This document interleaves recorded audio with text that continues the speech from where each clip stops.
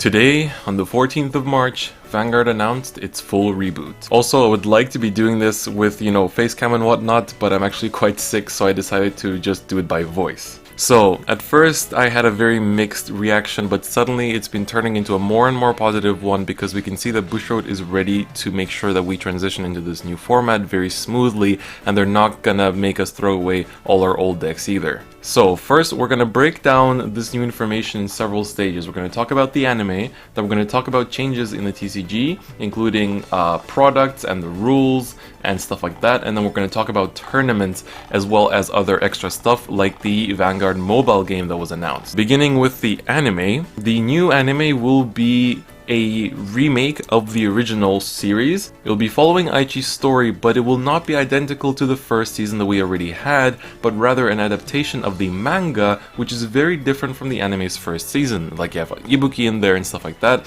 so it's obviously going to be a different story. There's also a different animation crew, and so that's going to make it look quite different, but it's just like the first starting few episodes that will feel very similar to what we've had before.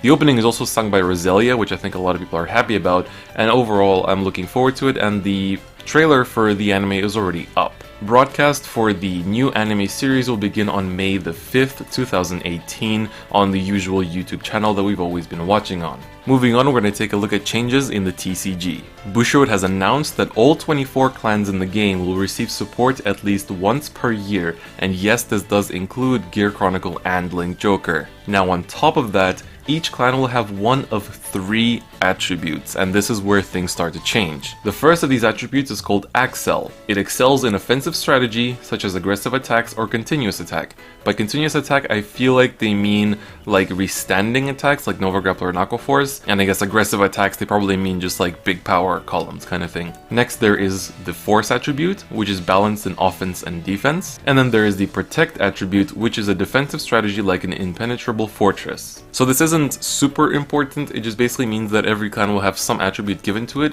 and that will lead to different imaginary gifts that each clan will have. So these imaginary gifts are these sort of token cards that you can see here. So there's 3 types, and they're called gift markers. So when you ride a unit with the gift icon, you receive a power blessing from your units. And now, as we saw in the anime trailer, the Dragonic Overlord and the Blaster Blade had their own gift icons, so meaning when you ride them, then you will receive this gift marker. So what kind of gift marker you receive depends on the type of deck that you play according to the attributes that we went over. So first is the Accel, the offensive one, so that's going to be yellow, which gets an additional front row rearguard circle that cannot be boosted apart from your current circles. That circle gains plus 10k power on your turn.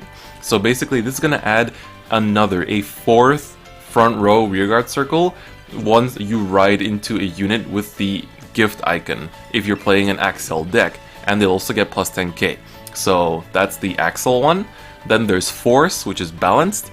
So when you ride a Force unit, then you choose a Vanguard or Rearguard circle to place this marker, and the unit in the circle gets plus 10k power on your turn, and it will get plus 20k power if there are 2 markers, but again only on your turn. And this confirms that the markers do stack, so you can actually have multiple per game.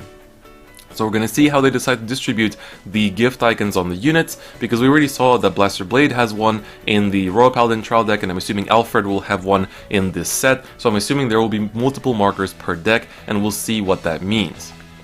But then the third marker is Protect, which is the green one for defensive, and the marker skill is add this card into your hand and it functions like a Perfect Guard ability. This card has to be revealed. So that's really cool that they are essentially giving these sort of attributes to different decks, and they're going to be able to function in a way that is universal to all of them. It won't be too exclusive to every single clan. Next, the other big change is that triggers have changed. Trigger power has increased to plus 10,000, so we've always been playing with plus 5k, this will now be plus 10k. The other very important factor to note is that stand triggers are no longer included in the list of triggers, and they've been replaced by front triggers, which give plus 10,000 power to your entire front row, so in an Accel deck that's going to be very big. It's actually kind of funny that after Jesus went and won Worlds with Sarugal, they just straight up banned stand triggers from the game. Now, most of the information I'm going over in this video is actually on the official site, but one of the things is that there's something that they didn't mention is that base powers are also increasing. So some grade 3s are going up to 13k, and then there's also, we saw a shot of the new Gallatin which has 10k intercept, so those numbers will also be shifting. But those are so far the changes to the game, and yes, this does not include the G-Zone. And this does pose the biggest question for me, is like, sure, there's no G-Zone, which makes the game a bit easier to get into because it's now cheaper, but what does that mean for G-Assist? My guess is that possibly they will let us pay for G-Assist with the gifts, but I'm not exactly sure like what the limit on gifts is going to be. They haven't talked about any of that, so we're going to see what they decide to do with that. I think G-Assist is an important thing that we cannot lose. There needs to be something that lets us fix our grade stuck, because that's what this game is, that's what happens, and so they need to do something that lets us fix grades. And so we're gonna see if they use the gifts for that or if they use something else for that, but we'll see how they decide to fix it. Moving along, we're gonna take a look at the products, the first pair of which are the first 2 trial decks for Aichi and Kai, which will have an English release of June 8th. So they are not going to be releasing at the same time as the Japanese ones because those release in May. So here are quick images of the 2 trial decks, so you can see the grade 2 Blaster Blade as well as the grade 3 Dragonic Overlord. Some specifics for these trial decks: they will include a 50 card deck plus 3 gift markers, so I'm assuming it's going to be either one of each or it's going to be 3 of the type of deck that it is. So I would assume that Aichi's would be the balance one, which is Force, and then maybe Kai's would be the Axel one, so I'm not too sure, but that's just my guess for now. And the other nice thing is that you can actually play the game with just 1 trial deck, because it will give you 4 pieces of like the Blaster Blade or 4 pieces of the Overlord, and also 4 pieces of the Perfect Guards in the trial decks. That's also very important, so I'm glad that they retained that from G. Another small thing to note is on top of, some of the ruling changes, some of the icons also changed. If we take a look at this Alfred early, you can see that the Counterblast 1 icon is actually completely different now, and so that's a bit different here. And you can also see, as I mentioned, that there's a 13k base. They kept the nation logo, which I'm quite happy to see. So overall, it didn't change too much. So I'm glad it didn't change super drastically. Moving away from the trial decks, however, we do have the new booster set, which is Unite Team Q4. So this will be the first set, which will be VBT01, so instead of G, it's going to be V. And so Unite Team Q4 will have support for Royal Paladin, Kagero, Oracle Think Tank, and Nova Grappler. It will have 84 types of cards, and most of it is the regular rarity except for one new rarity, that is VR, which is Vanguard Rare. And this booster set will release on June 22nd, which is 2 weeks after the release of the trial decks. And as for the boxes and packs, there's going to be 16 packs per box, and there's 7 cards per pack, and at least 2 rare cards in each pack, so that's going to be the same as we've had in G so far. Now, the Vanguard Rare rarity isn't anything super special. If you've ever played Buddy Fight, it's essentially a Buddy Rare, so it's going to be kind of like an SP. It's the same card that you can get in base rarity, just a bit more blingy. So Vanguard Rare is going to be more blingy, Special Vanguard Rare even more blingy, it comes with a hot stamp, and then there's an extremely rare Image Ride Rare, in which you will have like the character that uses that unit like as the unit. So like Aichi's Blaster Blade, it will be like the Blaster Blade with like the streaks of blue hair kind of thing that we've seen before in the anime. There will also be a secret rare, but this is basically just a signed gift marker. And don't forget that gift markers are basically, they're like, again, I'm going to refer to Buddy Fight, they're like flags. And you can have them in common, you can have them in secret. If you want your deck to be fully blinged, you can get those secrets, but that doesn't mean they're any better than the original ones that you get in the trial decks, or I'm assuming we might even get them as box toppers. And then there's also this thing called Origin Rare, where some units will be available in their old illustration, but with a brand new ability and card frame. So essentially it's going to be like, let's say like how we have a new Blaster Blade now, right? So it has 2 new arts, but for example, you could get that Blaster Blade with the same abilities, but it will have the art of the old generation Blaster Blade. So that's basically what they mean by Origin Rare. So it's basically just a bunch of bling, and it's also a bit of a nostalgia factor, so there's that. There's also a release campaign for the first set in which when you buy 4 packs, you get a special PR pack, and each PR pack contains 2 out of 8 types of 4 pairs of cards. So there'll be one for each clan, which will be a PR card plus the gift marker with the illustration of the character, and I'm pretty sure the Misaki one will be the most popular one. Now we're going to take a look at the release schedule until September. So in June we're going to have the trial decks that we mentioned and the booster set that we mentioned. In July there will be an extra booster for Spike Brothers, Tachikaze, and Mega Colony, and then in August we'll have a trial deck for Aqua Force and an extra booster for Aqua Force, Grand Blue, and you know it, Dimension Police. So considering that this is a rerun of the series and Kote is among the cast, I'm guessing Dayusha is going to be coming back in full swing. And then in September there's going to be a trial deck for Shadow Paladin, as well as this time a booster set for Shadow Paladin, Dark Irregulars, Pale Moon, for some reason the moon isn't separated from the pale, and Murakumo.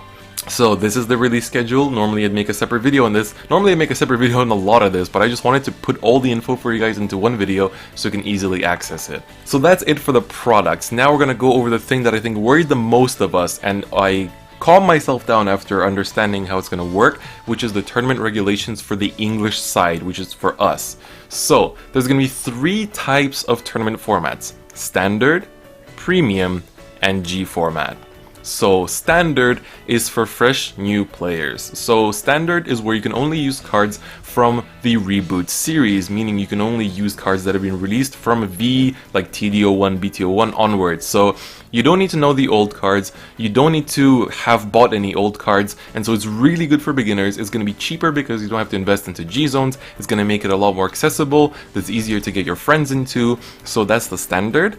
Then there's Premium, which allows you to use all cards, including both the new ones and the old ones. So you'll have both the G and before cards as well as these new Reboot cards. So this will be a lot more competitive, it will have a lot of different kinds of decks, you'll have the new format mixing with the old format, but it's going to be a lot harder for beginners. So this is going to be more for the advanced players. And finally, there will be the G format, which is basically what we're playing with right now. So that's nothing new, it's exactly what we use right now, and that's it. Now, because there are these 3 formats and G format is going out, there's going to be a transition period. Now let's take a look at this graph that Bouchard made, where currently we're in the GZ products period, so we have the current regulation. Then there's a transition period to new series, so we have G format until October 2018, and after October the G format stops.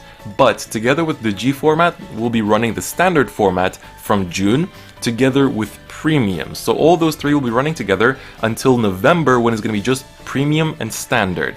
So basically from November onwards, you can choose if you want to play just with the new stuff, and you know, your decks will be cheaper, but you won't be able to play with the old cards, or you can play Premium, in which you can use all the old cards and mix them with the new cards, and so basically it's going to be like Expanded and Standard, like in a lot of card games like Pokemon, Magic, and that's going to be very interesting to experience. And in terms of sanctioned tournaments, you can see a graph here as well. They're planning for monthly shop tournaments that until from June to November, there will be 4 G format tournaments per month, 2 premium tournaments per month, and 4 standard tournaments per month. And then from November onwards, there'll be 4 premiums and 4 standards per month. So this will be important for your shops. Then for the Springfest that we currently have, it is obviously in G format. That does not change. So you will not be able to play the new cards even if they release for your qualifier. So do keep that in mind. For people like in the UK, there's a qualifier at the end of June, start of July. So you will not be able to use the new cards. They will be just in G format.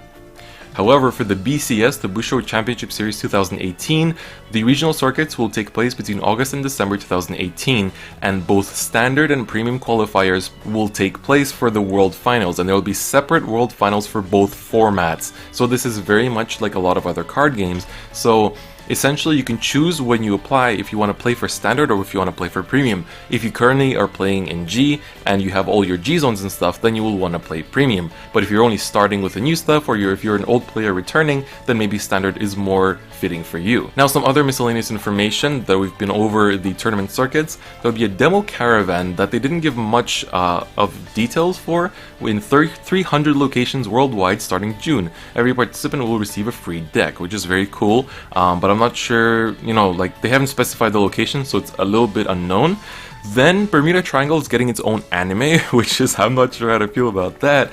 And then by far the most hype of everything, which Kidani just randomly threw at us, Vanguard 0. Vanguard is getting a mobile game, and that's going to be really nice. So it looks like this mobile game will be just like old Vanguard, like from Season 1 onwards.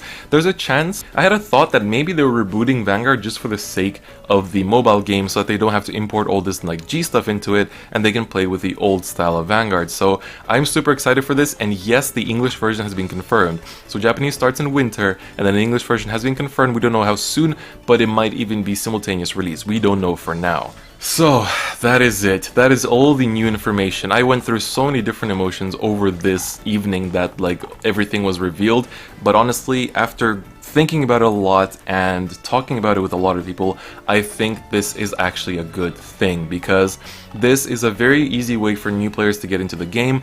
Throughout G, it was very hard for people to get into the game because it was so incredibly expensive. I also like that they're going to keep premium tournaments, that way our G zones aren't just going to become irrelevant, and it's actually going to be just a bigger, you know, skill cap, I think, for competitive players, because there'll just be so much more to look out for in the premium tournaments. So there will be the 2 tournament formats. You can obviously voice your opinions on which ones you prefer, and actually in the comments I'd like to actually hear if you're more interested in playing something like standard where it's going to be just like the new stuff, or if you actually want to play the premium format in which you'll be able to mix it with the old stuff as well. So I don't even know myself. I'm going to wait and see what kind of stuff they're going to bring for Dimension Police in the new format, and if it's cool then I might even play just that. But if not, then I'm going to be playing, you know, I'm going to play premium, and we're going to see how that paces out. So that is it for this news. I could have split this up into a lot of videos, but I really wanted to give you everything in one go. So I hope that you enjoyed this. I don't think we should panic. Honestly, at first when I saw this, I was like, is this the end of Vanguard? But no, there is no way it's ending. We've gone through 7 years, and there's another 7 years to come at least. So let's stick through this together. Let me know what you guys think about all this news. It's so much to stomach, but I hope that my breakdown helped you understand. And so we're gonna, you know, we're gonna make it through this together, and we're gonna see what the future of Vanguard has for us as well. So that's gonna be it for me today. Don't forget to hit the bell button. Don't forget to check out the social media in the description, as well as join the Discord channel if you haven't already. But on that note, I'm gonna get out of here. I haven't really slept much, and I just really wanted to deliver this news to you guys. So that's it for me. I'll see you guys next time. Bye bye.